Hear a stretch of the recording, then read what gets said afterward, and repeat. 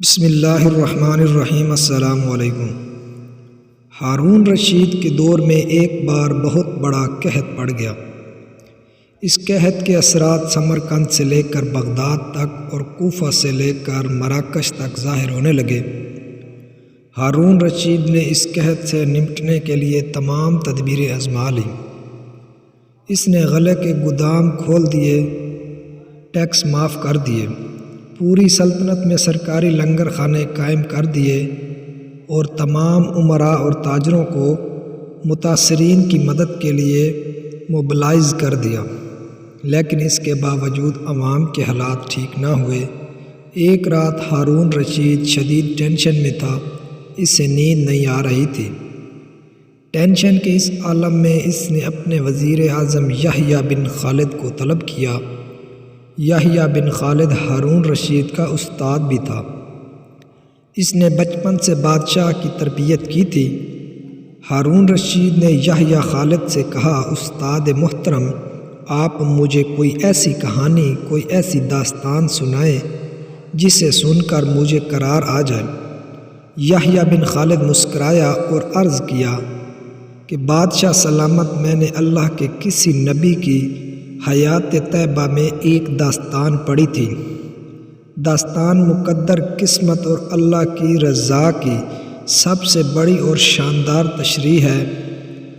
آپ اگر اجازت دیں تو میں وہ داستان آپ کے سامنے دہرا دوں۔ بادشاہ نے بے چینی سے فرمایا، یا استاد فوراً فرمائیے، میری جان حلق میں اٹک رہی ہے۔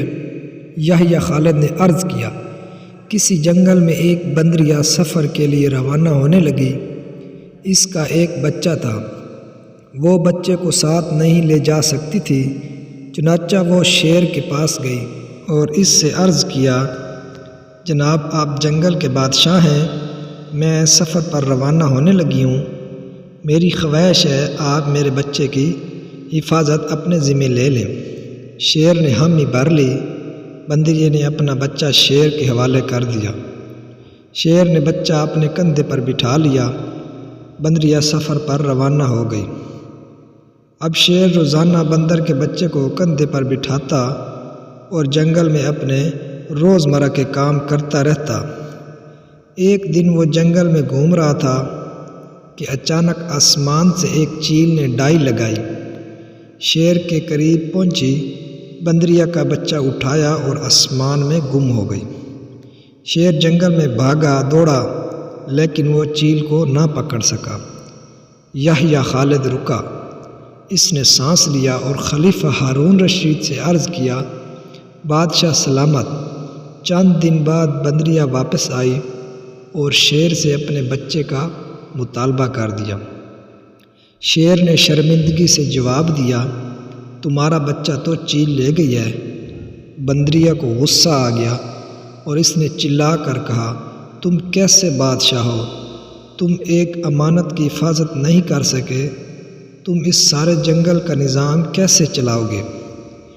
شیر نے افسوس سے سر ہلایا اور بولا، میں زمین کا بادشاہ ہوں، اگر زمین سے کوئی آفت تمہارے بچے کی طرف بڑھتی تو میں اسے روک لیتا، لیکن یہ آفت آسمان سے اتری تھی اور آسمان کی آفتیں صرف اور صرف آسمان والا ہی روک سکتا ہے۔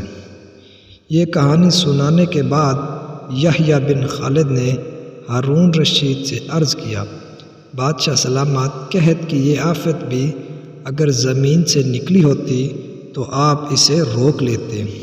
یہ آسمان کا عذاب ہے، اسے صرف اللہ تعالیٰ ہی روک سکتے ہیں، چنانچہ آپ اسے رکوانے کے لیے بادشاہ نہ بنے، فقیر بنے، یہ آفت رک جائے گی۔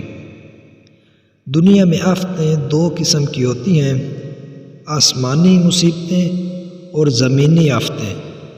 آسمانی آفت سے بچنے کے لیے اللہ تعالیٰ کا راضی ہونا ضروری ہوتا ہے، جبکہ زمینی آفت سے بچاؤ کے لیے انسانوں کا متحد ہونا، وسائل کا بھرپور استعمال اور حکمران کا اخلاص درکار ہوتا ہے۔ یحییٰ بن خالد نے ہارون رشید کو کہا تھا، آسمانی آفتیں اس وقت تک ختم نہیں ہوتی جب تک انسان اپنے رب کو راضی نہیں کر لیتا۔ آپ اس آفت کا مقابلہ بادشاہ بن کر نہیں کر سکیں گے، چنانچہ آپ فقیر بن جائیں، اللہ کے حضور گر جائیں، اس سے توبہ کیجیے، اس سے مدد مانگیے۔ دنیا کے تمام مسائل اور ان کے حل کے درمیان صرف اتنا فاصلہ ہوتا ہے جتنا ماتھے اور جائے نماز میں۔ اللہ تعالی ہم سب کو ان تمام مصیبتوں سے محفوظ فرمائے، آمین۔